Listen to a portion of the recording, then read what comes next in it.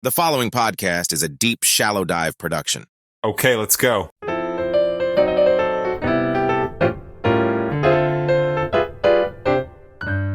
Oh my God.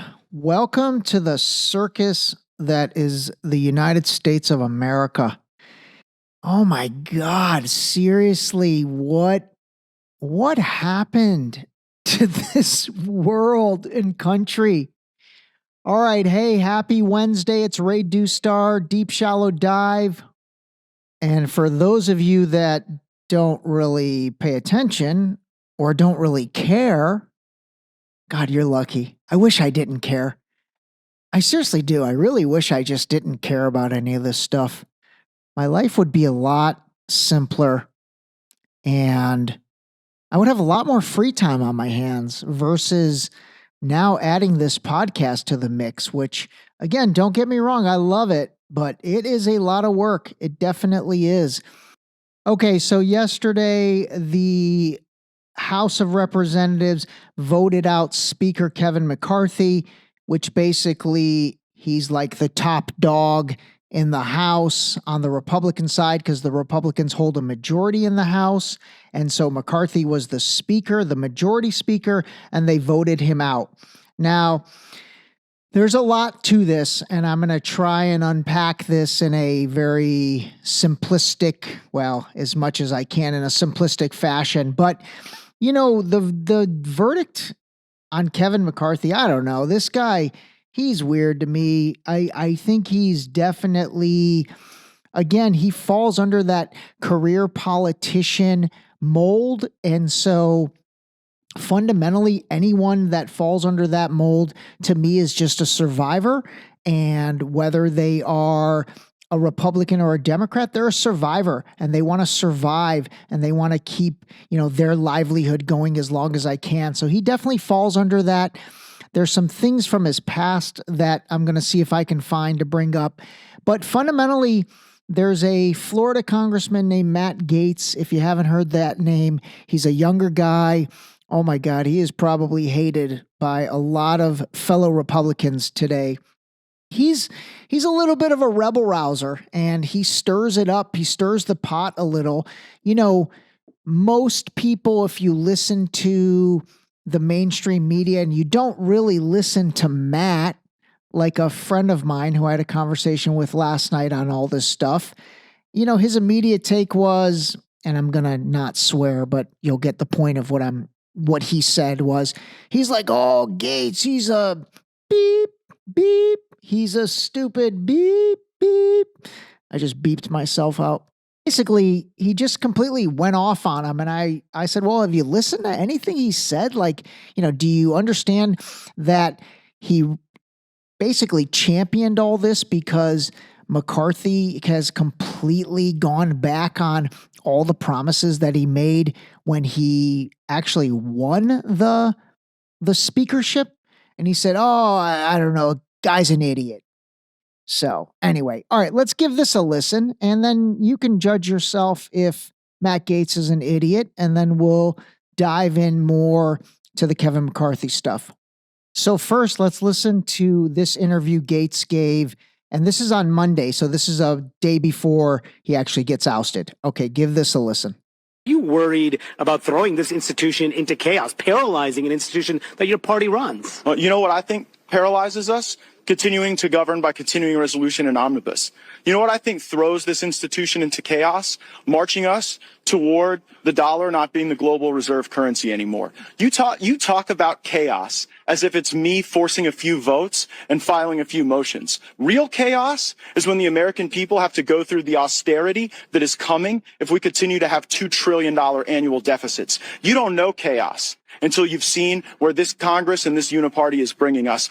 So I wanted to start off with that because honestly, I've listened to a lot of things Matt Gaetz has said, and the thing that he said in that speech, which I am totally on board with, is, he's been a big proponent of single subject spending bills.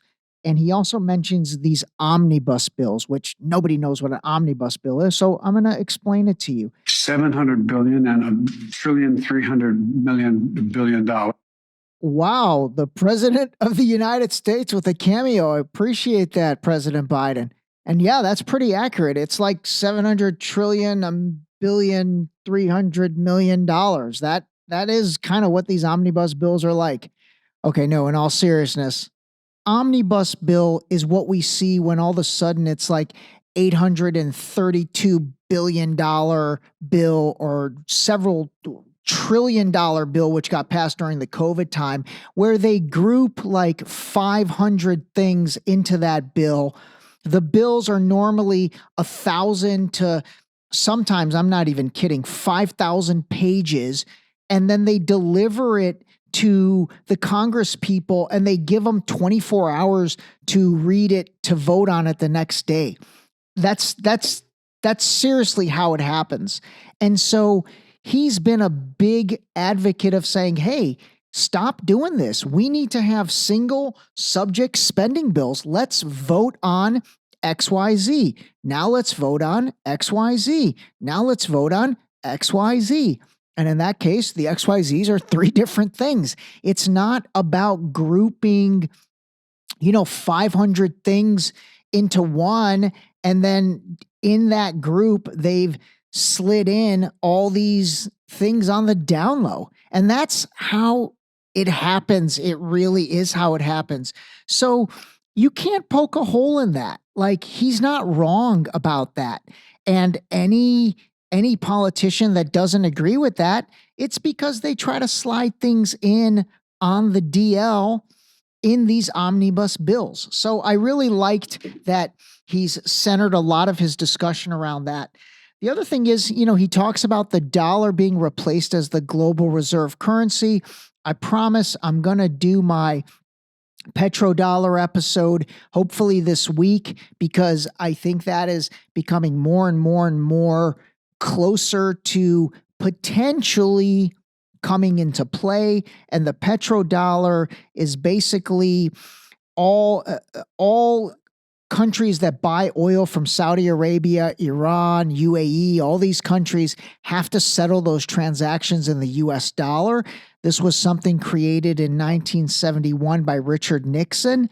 And that's basically what has propelled the United States to such global dominance, is being the global reserve currency because of all these payments being required in oil.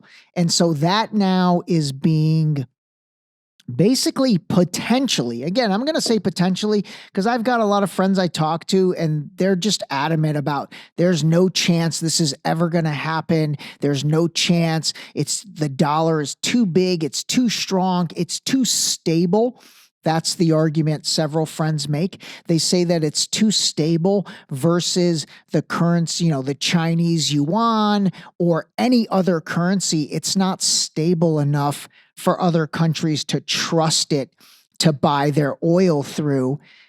But again, all things have to come to an end at some point. So anyway, back to this, I did like that he mentioned that.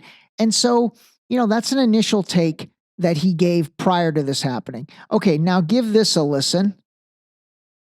It is astonishing to hear any colleague give Speaker McCarthy credit for moving on to the single subject appropriations bills. As you heard my colleague, Mr. Biggs, say, that was never the plan from Speaker McCarthy. The week before we moved on to those single subject appropriations bills, the plan was another CR.